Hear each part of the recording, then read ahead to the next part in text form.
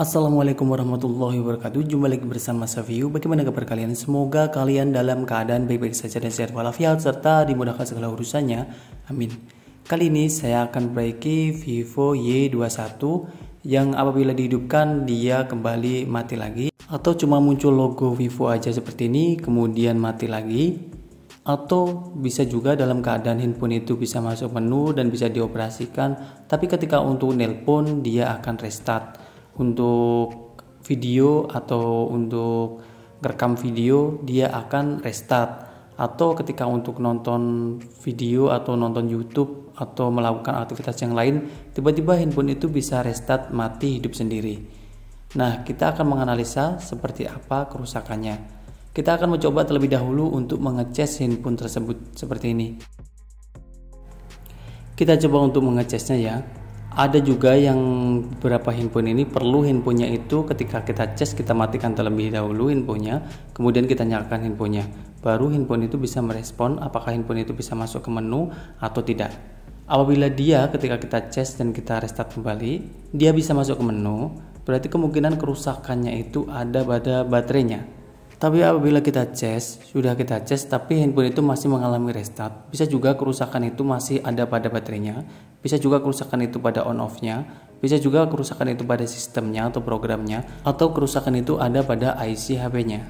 Dan seperti ini, setelah kita cas, handphone itu ternyata bisa masuk ke menu utamanya. Dan handphone ini saya coba untuk menelpon 112 dan ternyata tidak mengalami mati. Dan setelah saya cabut casnya, dia langsung saja restart. Ada juga dalam suatu kondisi yang kita cabut casnya dia tidak restart ya.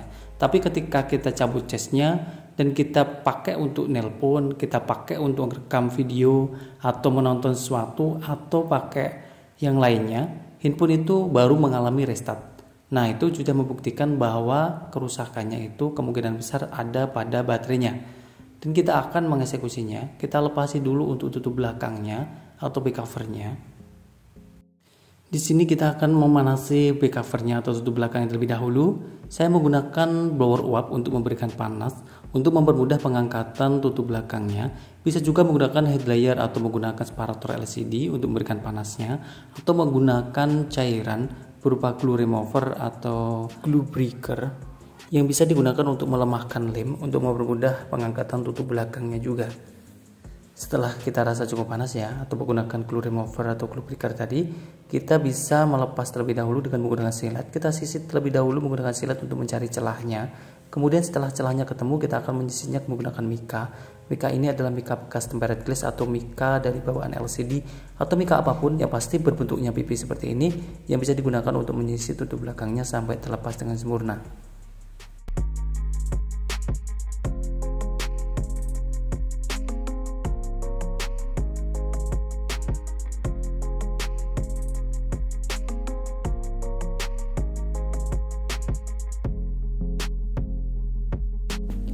Dan kita lanjutkan dengan pelepasan semua baut-baut penutup mesinnya. Kita akan melepaskannya satu persatu. Sambil menunggu, alangkah baiknya jika teman-teman membantu menekan tombol like dan subscribe-nya. Apabila sudah, terima kasih. Semoga dimudahkan segala urusannya. Apabila belum juga terima kasih. Semoga juga dimudahkan segala urusannya. Semoga juga dimudahkan dalam menekan tombol like dan subscribe-nya. Terima kasih. Dan kita lanjutkan dengan pelepasan penutup mesinnya. Kita lepasi ini bezel atau penutup mesinnya. Kita cari celahnya ya. Bisa kita sisit menggunakan mika tadi atau menggunakan kuku jari saja seperti ini. Kita cari celahnya mana yang bisa untuk menyisir pertama kali, dan kita sisit seperti ini untuk melepas penutup mesinnya.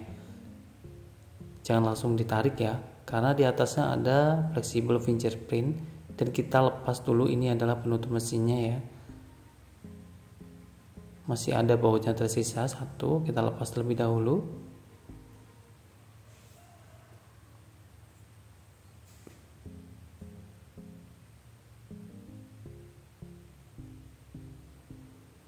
Dan kita lepas juga untuk fleksibel fingerprintnya.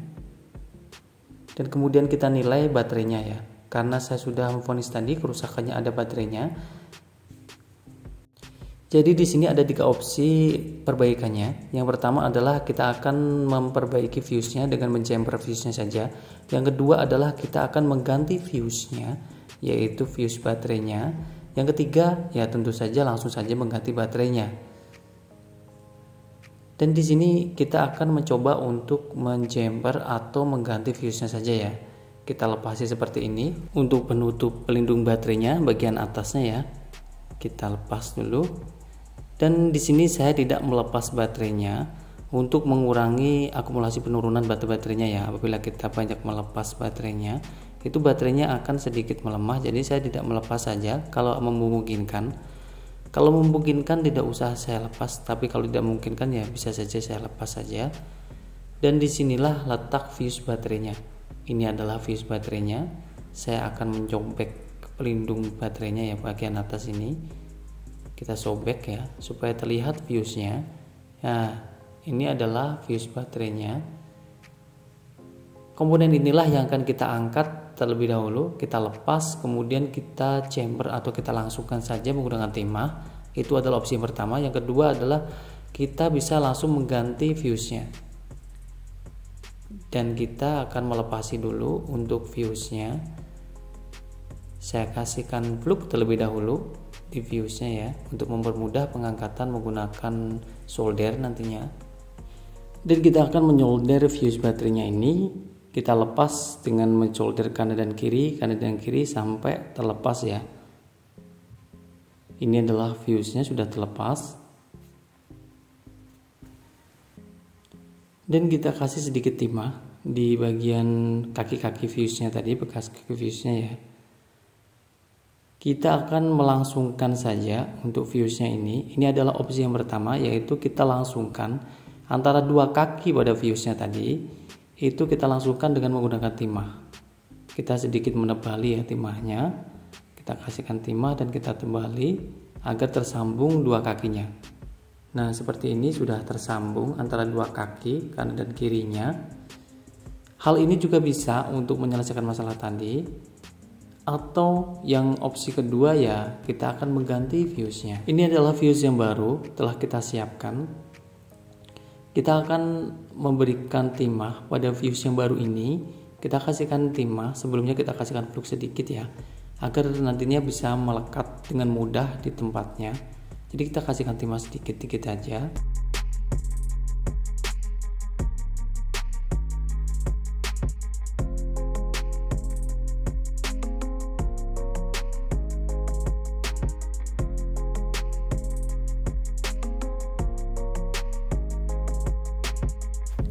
Dan kita akan memasang fuse-nya. Kita pasang fuse-nya, kita paskan terlebih dahulu. Kita pasang dari satu sisi terlebih dahulu, kita yakinkan satu sisinya tertempel dengan sempurna.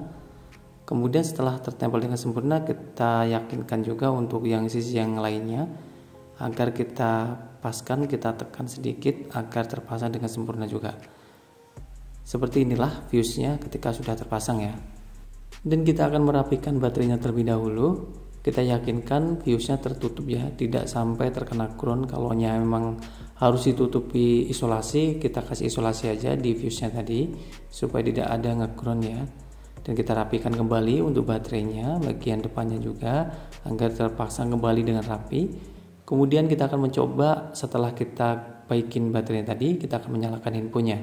Kita akan menunggu sampai handphone itu masuk ke menu utamanya, ataukah handphonenya masih restart seperti tadi.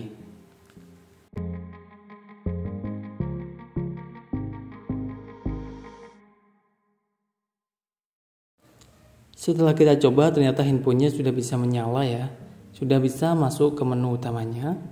Dan kita akan mencoba lagi fungsi handphonenya. Apakah handphonenya itu masih mengalami restart apabila untuk menelpon? Kita coba untuk menelpon yang cukup lama. Kita panggil 112 aja, kita pakai untuk menelpon yang lama. Kemudian kita bisa juga untuk merekam video. Kita rekam video itu dengan durasi yang cukup lama. Kita yakinkan tidak ada restart lagi. Atau kita coba untuk menggunakan ini, menonton YouTube yang cukup lama juga, atau menonton yang lainnya, atau memutar musik. Kita kerasin musiknya dengan volume yang cukup tinggi. Jadinya kita akan membuktikan apakah handphone itu masih mengalami restart. Apabila dipakai aktivitas seperti itu masih mengalami restart, berarti fuse yang kita gunakan tadi itu kurang bagus dan harus diganti fuse yang lainnya lagi. Dan apabila tidak ada masalah lagi, tidak ada restart, tidak ada mati lagi, tidak ada mati dan hidup lagi, berarti memang sudah handphonenya sudah normal. Kita lanjutkan dengan merangkai handphonenya. Kita kembalikan semua perlengkapan handphonenya.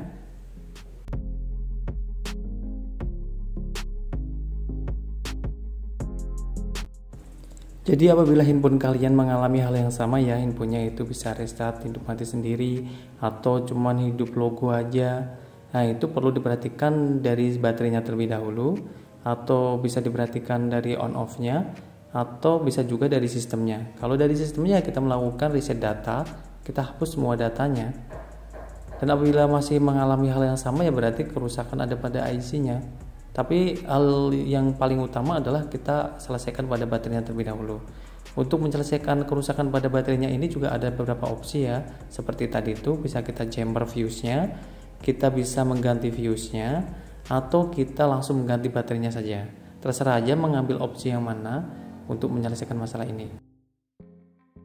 Cukup sekian, semoga bermanfaat. Wassalamualaikum warahmatullahi wabarakatuh.